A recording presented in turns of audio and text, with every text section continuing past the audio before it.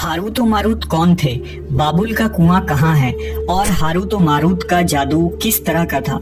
ये वो पुरअसरार सवालात हैं जिनके जवाब तो बहुत हैं और लिखने वालों ने भी बहुत कुछ लिखा है, लेकिन उन किस्से कहानियों में हकीकत को तलाश करना गहरे समुंदर से मोतियां निकालने के बराबर है। हारूत और मारूत के मुतालिक बुनियादी तौर पर दो तरह की रिवायतें मिलती हैं, एक वो जो कुरान और हदीस और ताबीन के अक़वाल में मौजूद है और दूसरी वो जो तौरेत और इंजील और इस्राएली रिवायतों में आती है, जबकि उन इस्राएली रिवायतों को बेशतर उलमा और मुवर्रिखीन ने तायद की है। इस वीडियो में हम उन दोनों तरह की रिवायतों और वाक़यात को मुकम्मल पेश करेंगे। रिवायतों के मुताबिक हजरत इदरीस अलैहिस्सलाम के जमाने में एक मर्तबा आसमान और जमीन के दरमियान से पर्दों को हटा दिया गया तो फरिश्तों ने जमीन में आबाद इंसानों को देखकर ताज्जुब किया और बोले, या रब्बुल आलमीन, हम तो गुनाह के करीब भी नहीं जाते, जबकि ये बनी आदम गुनाहों में इतने मुब्तला हैं। अगर हम उनकी जगह होते तो कभी तेरी नाफरमानी न करते। अल्लाह ने इरशाद फरमाया, इंसानों को गुस्सा और शहवत दी गई है, अगर ये चीजें तुम्हें दी जाए तो तुम भी इसी तरह गुनाह में मुलव्वस हो जाओगे। लेकिन फरिश्तों ने कहा, हम ऐसा हरगिज न करेंगे। लिहाजा अल्लाह के हुक्म से फरिश्तों ने अपनी जमात में से दो बेहतरीन और इताअत गुजार फरिश्तों को चुन लिया, जिनका नाम हारूत और मारूत था। अल्लाह ने उन दो फरिश्तों में इंसानी फितरत और शहवत डालकर दुनिया में भेजा। वो शहर बाबुल में दो खूबसूरत इंसान बनकर आए और काजी के काम पर मुकर्रर हो गए, जहाँ वो लोगों के दरमियान फैसले किया करते थे। एक दिन उनके पास एक औरत अपना मुकदमा लेकर आई और कहा कि उसका शौहर उसे बहुत परेशान करता है। हारूत और मारूत ने जब उस औरत को देखा तो वो उसकी खूबसूरती और हुस्न से मरऊब हो गए और उस पर आशिक हो गए। उन्होंने उस औरत से जिना की ख्वाहिश की तो औरत ने उनसे कहा, तुम्हारी ये ख्वाहिश मैं तभी पूरी करूंगी जब तुम बुत की पूजा करो, शराब पियो या मेरे खाविंद को कत्ल कर दो।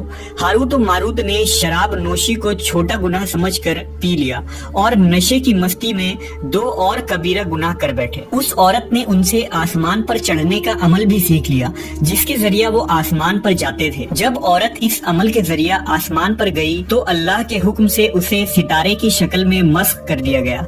चूंकि उस औरत का नाम जोहरा था, इसलिए वो सैयारा जोहरा कहलाया, जिसे आज वेनस कहते हैं। इस गुनाह की वजह से हारूत और मारूत खुद वो इसमें आजम भूल गए जिसे पढ़कर वो आसमान पर जाते थे और बतौर सजा उन्हें बाबुल के एक कुएं में उल्टा लटका दिया गया, जहां वो ता कयामत यूं ही कैद रहेंगे। ये एक इस्राएली रवायत है जिसे इमाम इब्ने कसीर और फखरुद्दीन राजी जैसे मुफस्सरीन अफसाना और मन घड़त कहानी करार देकर सख्ती से रद्द कर देते हैं। वहीं इमाम सयूती जैसे उलमा इस रिवायत को मुस्तनद मानते हैं। हारूत और मारूत और चाहे बाबुल के सिलसिले में एक और रिवायत कसरत से बयान की जाती है, जिसके मुताबिक एक जमाना ऐसा था जब शहर बाबुल रोए जमीन पर तहजीब और तमद्दुन का मरकज था। यहाँ के लोग बातिल खुदा की परस्तिश किया करते थे।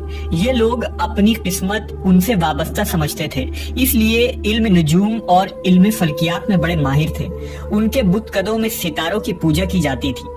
ये लोग जादू, तंत्र मंत्र, सिफली को बहुत अहमियत देते और इस इल्म के जरिए मुआशरे में खूब फसाद फैलाते थे। ये लोग तिलिस्म, जादू, तंत्र मंत्र में बहुत आगे बढ़ गए। उनमें बड़े बड़े जादूगर मौजूद थे।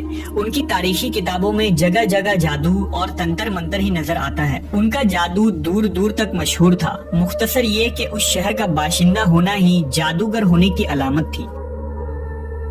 जब हजरत सुलेमान अलैहिस्सलाम की हुकूमत आई तो आपने उन लोगों को इस शिरकिया अमल से रोका और उनकी सहर और जादू की किताबों को एक जगह जमा करके अपनी अजीम कुर्सी के नीचे दफन कर दिया, ताकि इस फितना अंगेज इल्म का जड़ से खात्मा हो जाए। जब सुलेमान अलैहिस्सलाम की वफात हुई तो शैतान ने उन किताबों को दोबारा खोद कर निकाला और लोगों से कहा कि सुलेमान पैगंबर नहीं था, बल्कि उन किताबों के जरिए हुकूमत किया करता था। लिहाजा हवा में उड़ना, जिन्नात पर काबू और सुलेमान अलैहिस्सलाम के गैर मामूली मुआजिज़ात दरअसल जादू और सिफली का अमल था। बनी इसराइल ने उसकी पैरवी की और उन किताबों को पढ़ना शुरू कर दिया। लिहाजा दोबारा ये शर अंगेज इल्म इस कौम में सुरायत कर गई। अल्लाह ने सुलेमान अलैहिस्सलाम पर लगाए गए इल्जाम और तुहमत की नफी करते हुए सूरह बकरा में फरमाया है, اور انہوں نے اس چیز کی پیروی کی جو شیطان سلیمان کی بادشاہت کے وقت پڑھتے تھے، اور سلیمان نے کفر نہیں کیا تھا لیکن شیطانوں نے ہی کفر کیا۔ لوگوں کو جادو سکھاتے تھے اور اس چیز کی بھی جو شہر بابل میں ہاروت و ماروت 2 فرشتوں پر اتارا گیا تھا، اور وہ کسی کو نہ سکھاتے تھے جب تک یہ نہ کہہ دیتے کہ ہم تو صرف آزمائش کے لیے ہیں، تو کافر نہ بن۔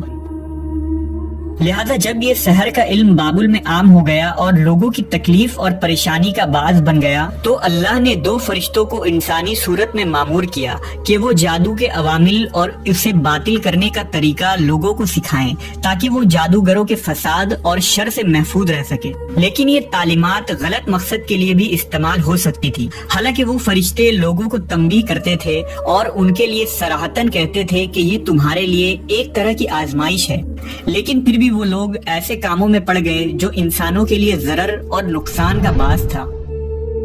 بعض عربی داستانوں میں اس کنویں کا ذکر بھی ملتا ہے جہاں کئی لوگ پہنچے اور ہاروت و ماروت سے ملاقات کر کے جادو کا علم بھی سیکھا، جبکہ بعض مورخین کا کہنا ہے کہ عراق کے شہر حلہ کے قریب ایک کھنڈر میں موجود قدیم کنواں ہے جہاں سے بابل کی سرحد شروع ہوتی تھی۔ یہ اس کنویں کو ہی چاہے بابل قرار دیتے ہیں۔